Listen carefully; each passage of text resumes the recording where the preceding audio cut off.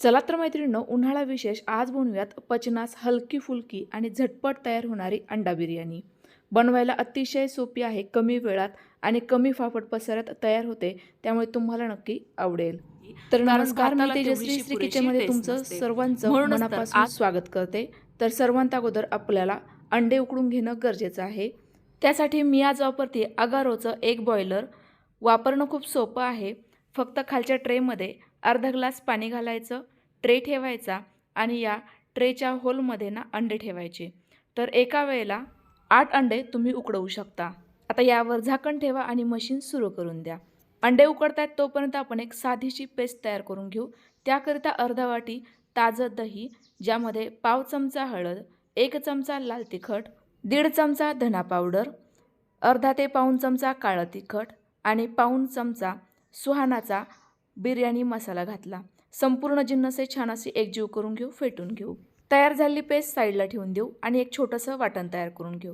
त्याकरिता अर्धी मूठ कोथिंबीरीचे देठ, अर्धा इंच आलं, 15 ते 20 लसूण पाकळ्या आणि पाव वाटी पुदिन्याची पाने घेतली। संपूर्ण साहित्य मिक्सरच्या भांड्यात काढायचं। गरज वाटली तर थोडंफार पाणी घालायचं आणि एकदम छान अशी स्मूथ पेस्ट तयार करून घ्यायची। एवढ्या वेळामध्ये आपले अंडे देखील उकडलेत। लगेचच ते सोलून घेऊयात। सुरुवातीला थोडंसं पॅडवरती टॅप करायचं। अंड्याच्या सालीला तडा गेला की लगेचच ही साल काढून घ्यायची। संपूर्ण अंडे सोलून झाले। आता यांना चाकूच्या मदतीने थोड्याशा खाचा पाडून घेऊ। यामुळे जो मसाला तयार केला आहे तो पूर्णतः अंड्यामध्ये उतरेल। अंडे जास्त टेस्टी लागतील। लगेचच बिर्याणी बनवायला घेऊ। त्याकरिता कुकरमध्ये 3 चमचे तेल घातलं।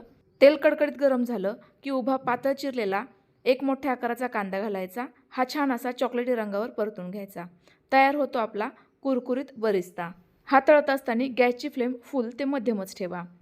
तळून झाला की लगेच एका ताटामध्ये काढून घ्या। आता या शिल्लक तेलामध्येच घालूयात आवडीनुसार अंडे। तर एका व्यक्तीकरिता 2 अंडी असं प्रमाण ग्राह्य धरायचं। आता हे तेलामध्ये हलकेसे डाग पडेपर्यंत शॅलो फ्राय करून घेऊ। यामुळे अंड बिर्याणीमध्ये फुटत नाही, अगदी छान असं अखंड राहतं। टेस्टला देखील आणखी जास्त छान लागतं। तळून झाले की पुन्हा एकदा सेम पद्धतीने एका ताटामध्ये काढून घ्यायचे। आता याच तेलामध्ये घालूयात अर्धा चमचा मोहरी।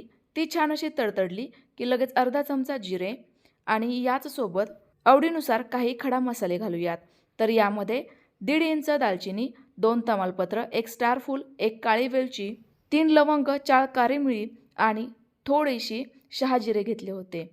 हे खडा मसाले हलकेसे तळले की लगेचच उभा पातळ चिरलेला कांदा आणि एक लालबुंद टोमॅटो घालायचा। दोन्ही साहित्य व्यवस्थित चिरूनच घ्यायचं। चवीनुसार मीठ घालूयात। मीठ लगेचच घातल्यामुळे कांदा टोमॅटो पटकन आणि मऊसूत व्यवस्थित शिजले जातील। जास्त गॅस लागणार नाही आणि आपला वेळ देखील वाचेल। आपला कांदा टोमॅटो छान असा सॉफ्ट झाला। लगेच यामध्ये तयार करून घेतलेली ही पेस्ट घालायची। कोथिंबीर, पुदिना, लसूण आणि आल्याची ही देखील छान अशी यामध्येच तेलामध्ये परतवून घ्यायची। आता याला छान असं तेल सुटल्यासारखं झालंय, रंगही बदललाय। लगेचच तयार करून घेतलेली ही दह्याची पेस्ट घालू। पण ही घालत असताना गॅसची फ्लेम एकदम कमीच ठेवायची। ही टिप्स आवर्जून लक्षात ठेवा। आता हे देखील व्यवस्थित मिक्स करून घेऊ। गॅसची फ्लेम तर कमीच आहे। आता तेल सुटेपर्यंत पुन्हा एकदा ही परतवून घेऊ। तोपर्यंत लगेचच बिर्याणीकरिताचा तांदूळ काढूयात। तर बिर्याणीकरिता मी या ठिकाणी वापरतीये बासमती तांदूळ, साधारणतः 3 वाट्या। कारण आजची बिर्याणी मी 3 व्यक्तींकरिता बनवतीये। यामध्ये भरपूर सारं पाणी घालायचे। तांदूळ स्वच्छ चोळून धुवून घ्यायचा। यातील जे काही खराब पाणी निघेल ते काढून टाकायचं।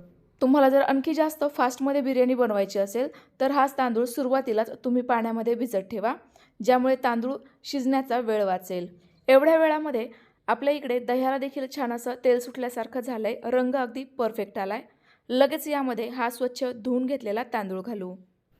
सोबतच तळून घेतलेले लगेचच हे अंडे घालूयात। तर अंडे तुम्ही तांदूळ घालण्या अगोदरच ग्रेव्हीमध्ये देखील घालून व्यवस्थित मिक्स करून परतवून घेऊ शकता।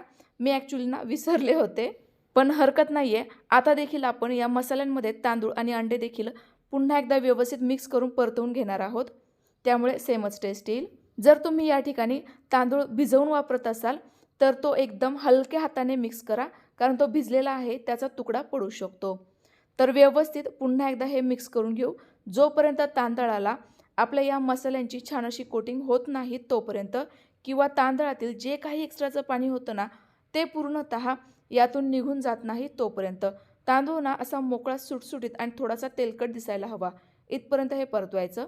आता सर्वांत शेवटी थोडीशी पुदिन्याची पाने आणि तयार करून घेतलेला बरिस्ता घालायचा. आता ही बिर्याणी मी 3 वाटी तांदळाची बनवतीये, तर 3 वाटी तांदळाकरिता दुप्पट पाणी घालायचं, म्हणजेच 6 वाट्या. जर तुम्ही तांदूळ 15 मिनिटाकरिता अगोदरच भिजवून घेतलेलं असेल तर पाव वाटी पाणी कमी घालावं, कारण तांदळाने अगोदरच जरासं पाणी शोषून घेतलेलं असतं, त्यामुळे जास्त पाण्याची गरज नाही आहे.